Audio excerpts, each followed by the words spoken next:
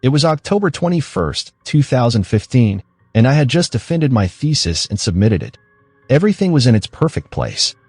It was the best day of my life. The day before Tashua. Tashua is the day before the martyrdom of Imam Hussein in Ashura, the day of his martyrdom along with 72 of his companions. Before Tashua and Ashura, finding a bus ticket is very challenging. I wanted to go from Tehran to Isfahan. I boarded the bus and sat in the second seat of the VIP bus. The bus started its journey around 10 p.m. I had fastened my seatbelt. After a few hours, we stopped at a rest area. When we got back on the bus, I forgot to fasten my seatbelt. The bus set off again. I saw the driver rubbing his face, apparently a sign of drowsiness. Later on, I learned that drivers do this when they feel sleepy. He seemed attentive, looking straight ahead.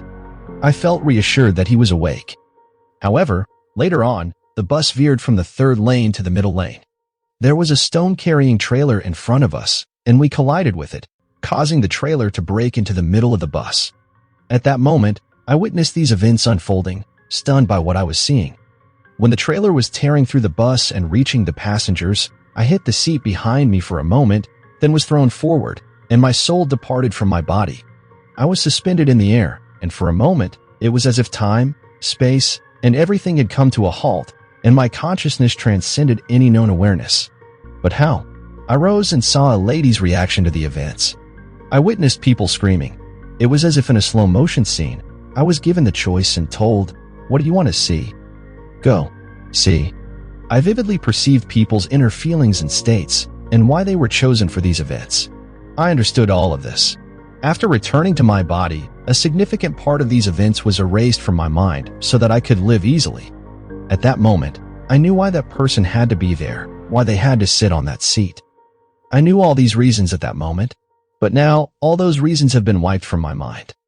At that moment, I could deeply grasp vast information about each individual, the reasons for their existence, and the events. But when I returned, all that information was erased.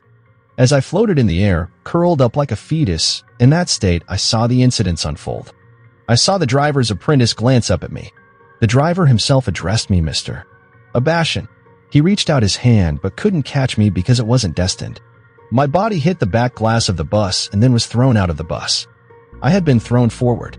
At that moment, my soul rose and stood. It was very intriguing for me.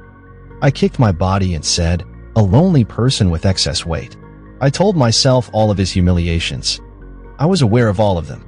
I saw the bus driver stepping out. Someone was making a call. I was fully aware of everyone's emotions, reasons, and everything they were saying. It was as if I was the one performing those actions or feeling those sensations. I saw the bus driver, who was dialing the ambulance, regretting what he had done. Everyone was complaining about him. I understood the license plate numbers of the cars, the phone numbers they were dialing, each person's phone number, why each phone number was assigned to each individual. I grasped the philosophy behind all of these. I understood why certain individuals were among that person's friends and what those individuals were doing. I was aware of the person's communication network. Why is a person friends with another? Why is their number in the contacts? What is their relationship? Why did it take shape? What purpose did it have in the world? Where does this relationship end? After becoming aware of these, they don't allow you to bring that awareness back to this world, and you forget these. Everything had a philosophical meaning, and I accepted all of them because these philosophies were of a divine order. It was a dark night. I saw a plane. I saw my own body. I tried to sleep within my body and wake it up, bring it to life, as I had an interest in it and wanted to attempt to revive it. I saw that I couldn't awaken it. I became upset and sat beside my body. Suddenly, a very special, rare, and endearing light emerged. It held my head between its two hands, and for a moment, I saw its face. I only caught a glimpse of its face briefly, but I could see its two hands clearly. It embraced me, and I felt complete tranquility. My stress lasted until the angel did not arrive. I cannot describe the peace. No words can describe it. He took my head in his hands and lowered me onto both his knees. He said, "Did you see all of this was a game?" My entire life flashed before my eyes for a moment. I replied, "Yes." He asked, "Was it worth it?" Once again, my entire life passed before me. A terrible sensation of extreme fear I had never experienced before gripped my throat. With some hesitation, I said, "No." He said, "See? Only your good deeds remain." He told me to come with him. I had a room that I called Nyavan Palace because I was very fond of it. A worldly affection. Then he said to me, "This is your Nyavan Palace." It was a room made of mud, iron, bricks, and when I looked at it, I saw it layer by layer and understood why the brick was there, why the mud was drawn, why I was there for that period. He said, "Let me show you something." He said it's a Mercedes-Benz S-Class. I had a great interest in this car at that time. When he showed me that car, I saw it as a piece of iron, leather, and wood to which I had assigned value in my mind. It wasn't durable. After that, I went with my guardian angel to my body. He said, "Sleep." I told him I had tried this several times but failed. He insisted, "I'm telling you to sleep." I lay down, and for a moment, it felt as if a lightning bolt hit, and extreme heaviness, as if I had worn a leaden outfit, entered me. The angel moved away from me. I saw my hands, completely black due to an impact they had received.